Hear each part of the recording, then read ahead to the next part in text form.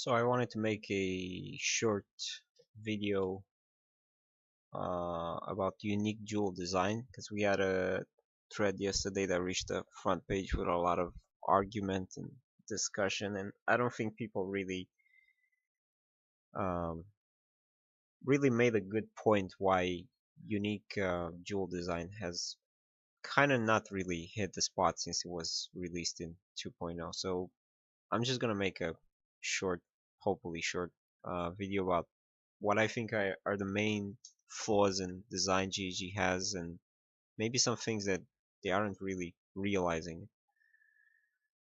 First of all, I think their biggest problem is they don't really understand the difference between quantifiable and non-quantifiable jewels, and why the first category is kind of bad and makes it hard for you to design a good jewel. What do I mean by that? Well, a good example of a quantifiable jewel is Grand Spectrum. It has a very clear um, a very clear bonus to damage. You know exactly how much increased elemental damage is giving you, and then depending on how many you have and how many tall ground spectrums you have, you can determine the total damage number, and you can calculate how much damage you get per jewel. It's very simple. There's no leeway, there's no I don't really know how good this is. It's very, very simple. And the easier it is for a player to quantify a jewel, the harder it is for you to design a good jewel. Because when you release something like this, what the player does is he just takes a piece of paper, takes a pen, and says this is OP, or this is garbage, or this isn't really worth it. It's like a rare jewel. And this is what's happening with the new version of this jewel, where you can only stack 3 of them. They're basically as good as a mediocre rare.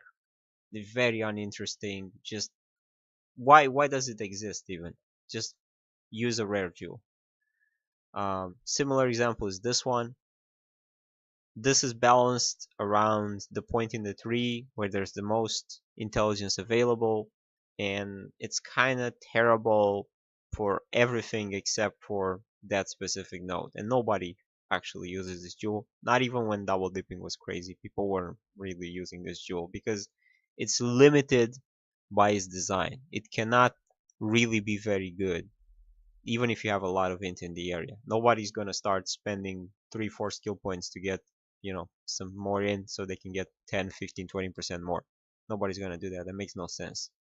So this is a jewel that's limited by design. Its failure is in its creation. It can't really be interesting. Or why? Because it's very easy to quantify. What's a not so easy to quantify jewel? An example is intuitive leap. Now obviously you can calculate exactly how many skill points this saves you, and then you know that you're wasting a jewel slot for this, so you kinda can quantify its impact, but it's not easy, it's not straightforward. And this makes it a good designed unique jewel. It's interesting. It's an interesting jewel. Uh, Similar example is this. This is very, very good design. This is how jewels should be. So if 4 notables are allocated in radius, when you kill a rare monster, you gain one of its mods for 20 seconds. This is very hard to quantify. You can't just pull a piece of paper and say, oh, it's giving me this amount of damage, this amount of defense. No, its bonus is very hard to quantify, and you also have to take in consideration, how fast does my build clear, what type of maps I'm doing, what type of sextants am I using, am I going to get a lot of these bonuses, um, how much investment do I have to get in the tree, because for certain builds this jewel is very good because they're already taking 4 notables. For others it's not so good, so it's very hard for you as a player to judge how good this jewel is, and that gives it flavor, and that's what keeps it interesting, and it keeps it rather balanced, because it's very hard for the developer to gauge exactly how good this jewel is, because it depends from build to build, from player to player. This is good design, which brings me to my second point. Hard to assess jewels are good design. This is a jewel that we used to have in the 2.0 beta. It never made it to live servers because it was incredibly overpowered, but this is good, interesting, wholesome design. So you have to get 5 corrupted items on your character equipped, and then every single time you use a Val skill you get Soul Eater for 10 seconds. incredibly powerful, overpowered, you got removed from the game for a specific reason and for a good reason. But this is good design. It's very hard for you to judge how much of an impact it means to have 5 items late game that are corrupted, right? For some builds, maybe it's not that big of a problem. For other builds, it's really hard to set up this jewel. Then you need, again, a specific build, a specific playstyle to fully utilize this jewel. It's very interesting. It's very flavorful. This is how unique jewels should be made. Compare this again to Grand Spectrum. It's like night and day difference in design. I should say these type of very simple, very small numerical values should be left for rare jewels. This shouldn't really be on a unique jewels. Unique jewels should be unique. They should be different. They should enable builds. They shouldn't be just some version of a rare jewel. Um, Hidden potential, again, an example of great design. This is great design. Very interesting. It's very hard for you to gauge exactly how much power you're losing by using a magic item rather than a rare. You could get some very good blue items, but at the end of the day, they're still blue items. They only have 2 mods on them, and it's hard to gauge. Of course, you can do it. You can calculate exactly how much power you get out of this jewel, how much you're losing by using blue items. But it's a process. It's interesting. It's not straightforward. It's hard to assess. This is good design. My third point is threshold jewels.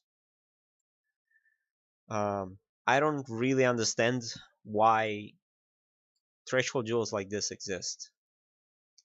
Why did a developer went to all the trouble to create this jewel, create art for it, spend time balancing it, when all they had to do is just take Magma Orb as a gem and just give it the scaling?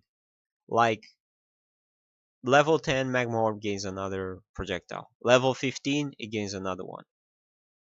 It gains some area per chain at a specific level, or it gains, I don't know, 1% area of effect per chain per level. Why can't you just do that? Why do you have to create a jewel for it when you can just bake it into the skill? You can balance the skill. Why would you waste time creating a jewel? Same thing for this one. It basically gives GMP for Frostbolt, and it gives some projectile speed as the projectile moves further from you. Why can't this just be in the jewel as it scales with levels? I mean, we already have some skills that work like that. Look at Arc. Arc gains chains as it levels. Imagine if tomorrow GGG makes Arc have 2 chains at all levels, and in order to get more chains, you have to slot in these 2 threshold jewels. Does that make sense? It makes no fucking sense whatsoever. So why does it exist for these skills? Why can't just Frostbolt just gain some projectiles as you level it? Why do you have to get the specific jewel? Imagine you're a new player. You probably don't even know this jewel exists, and you're gonna take Frostbolt and you're gonna be, man, this is a cool skill. If only it had more projectiles.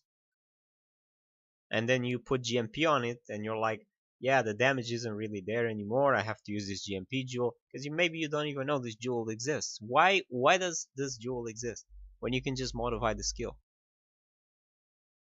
This is what threshold jewels should be like. This changes the functionality of the skill. It basically makes it a new skill. It takes normal EK and it gives it Nova, right? Completely different gameplay. This is what threshold jewels should be like. Another example, Pitch Darkness. I'm not going to judge how good these jewels are, just base design. This is good design. This is what threshold jewels should be. This takes Burning Arrow and makes it a completely different skill. Creates tar ground, creates burning ground. You cannot do this with the base Burning Arrow, no matter what gems you slot into your skill. You cannot do that. And this is what threshold jewels should be. They should be alternate ways of playing a specific skill. Interesting, flavorful, good, unique jewels. Not stupid stuff like this, which you could have avoided all the trouble to create this, to balance it, to word it, to make a designer make a goddamn 2D art for it. You could just modify the skill. Why waste your time with this stuff? Makes no sense. So, and there's various problems like that, but these I think are the base ones. Avoid making quantifiable jewels. Avoid making jewels that are very easy for the player to determine if they're bad or not. Because if the player can, in 30 seconds, determine if a jewel is bad or not, that jewel is either overpowered or it's shit and nobody's gonna use it. And you wasted all that time designing it for nothing. This is what jewels, unique jewels, should look like. They should be flavorful, interesting. They should promote new ways of playing the game, because that's why they're called unique jewels. If I just wanted some basic number crunching, I have rare jewels for that. Rare jewels do exactly that. They give you some very easy to quantify stats. Unique jewels should be different. And when I see a developer that for years has put in effort to balance some of the lower skill gems to make them viable, and instead of just balancing them properly, after years they came up with jewels like this. I mean, look at freeze balls. They buffed this damage like 3-4 times until somebody realized, oh shit, this ability hits really hard, but everybody's forced to use GMP with it, which kind of nullifies its entire base damage. Oh, let's just give it free GMP with a jewel. Why can't you just put GMP on freeze balls at it levels? Like level 5, it gains an extra projectile. Level 10, it gains another one. Why do you have to create a threshold jewel for it when you could just balance it like that and make it a usable gem by itself? Some really, really weird stuff. I don't see who comes up with these decisions. Uh, GGG time and time again, they're like Dr. Jekyll and Mr. Hyde. They either make really good, really interesting design, or they make stuff that, honestly, if I was in charge there, whoever came up with some of this crap, I would just fire, because this is like failure at basic understanding of the game. Like you cannot come up with crap like this, you know, where it takes somebody on Reddit, it takes 30 seconds to realize that, hey, oh hey, this 6% then 5% grand spectrum, oh, these jewels are actually, you stack 10 of them and they're actually better than mirror worthy rare jewels. Much better actually, because even if you have a mirror worthy rare jewel, a rare jewel cannot get 4 double dipping damage mods on it. This can. Like, if somebody from Reddit takes 30 seconds to realize that a jewel is overpowered and an entire goddamn quality assurance and design division at GGG doesn't, well, there's a very large problem there. Like, very, very large problem. Because you're either a bad designer or you simply are not playing the game and you don't understand the game. Is one of those two.